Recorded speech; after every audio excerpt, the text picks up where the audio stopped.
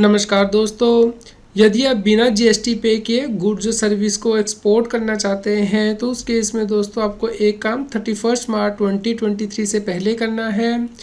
दोस्तों इससे पहले कि हम एक काम डिस्कस करें, यदि अभी तक आपने चैनल को सब्सक्राइब नहीं किया है तो जल्दी से सब्सक्राइब कर लीजिए और नोटिफिकेशन बेल भी प्रेस कर दीजिए ताकि आपको रेगुलर जीएसटी के अपडेट मिलते रहें।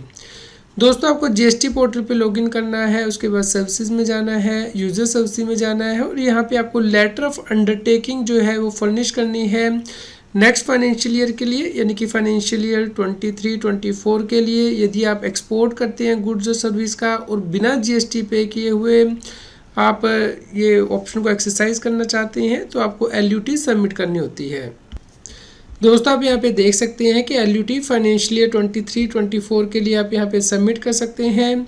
यदि आपने लास्ट ईयर भी LUT अप्लाई की थी तो उस केस में आपको यहाँ पे प्रीवियस ईयर की जो LUT है वो यहाँ पे अपलोड करनी है।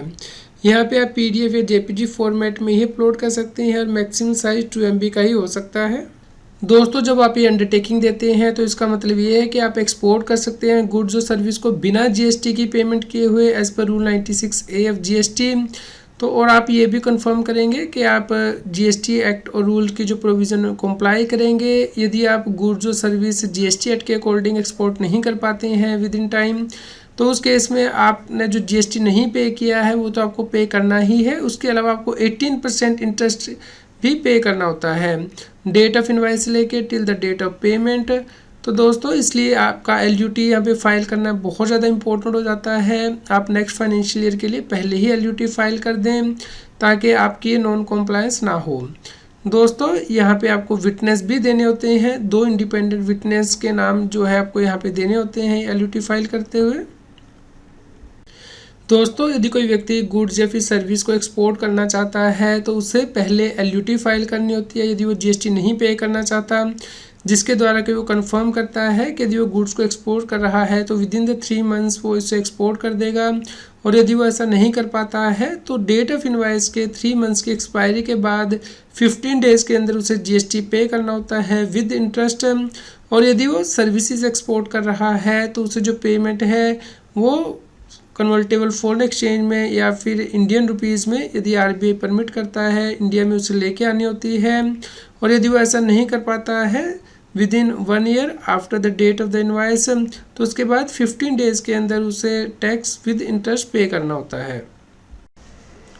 दोस्तों जब व्यक्ति गुड्स को एक्सपोर्ट करता है तो वो उसकी डिटेल GST-1 में डिक्लेयर करता है, जिसके बाद कि इसे कस्टम डिपार्टमेंट के बाहर भेजा जाता है जो कि कंफर्म करता है कि गुड्स जो कि इनवाइस में कवर हुई है उसे एक्सपोर्ट कर दिया गया है।